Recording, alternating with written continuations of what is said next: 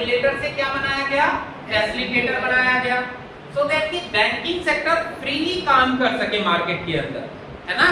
Banking sector को जब छूट देंगे, जब एक्सपेंशन ऑफ ब्रांच होगा, है ना। अब मान लो कि रूरल एरिया में ब्रांच ही नहीं है, तो रूरल लोगों को लोन कहां से बैंक इशू करेगी, और बैंक लोन नहीं इशू करेगी रूरल एरिया में, तो वो बैंक फिर रूरल एरिया कैसे डेवलप करेगा, है ना।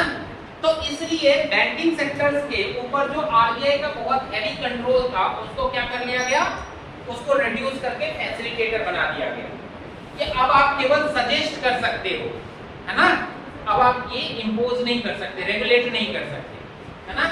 फिर दूसरी बात कि बैंकिंग सेक्टर के अंदर जो फॉरेन इन्वेस्टमेंट है उसको इंक्रीज कर दिया गया एफआईआई के थ्रू, फॉरेन इंस्टीट्यूशनल इन्वेस्टर्स, जिसके अंदर मर्चेंट क्या होता है, इन्वेस्टर्स जो होते हैं वो, उसके बाद पेंशन फंड, म्यूचुअल फंड, ये जो फॉरेन कंपनी है, मर्चेंट बैंकर्स, इन सबको अलाउ कर दिया गया कि भैया आओ और इंडियन फाइनेंशियल मार्केट में आप अपना बिजनेस स्टेबल कर सकते हो।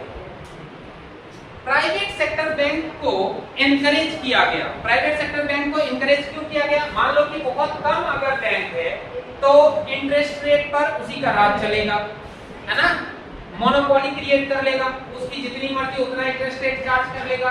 लेकिन प्राइवेट से आज देखो बैंकिंग सेक्टर में बहुत सारे बैंक काम कर रहा है, तो इंटरेस्ट रेट पर कंपटीशन है कि मैं सबसे कम इंटरेस्ट रेट चार्ज करूंगा, फिर दूसरा बैंक कहेगा आप मेरे पास से लोन ले लो, मैं इतना ही इंटरेस्ट रेट पे आपको लोन दे दूंगा। तो ये कंपटीशन बढ़ाने के लिए फॉरेन बैंक और चाहे इंडियन बैंक को, प्राइवेट सेक्टर बैंक को अलाउ किया गया कि आप बैंक स्टेबल कर सकते हैं।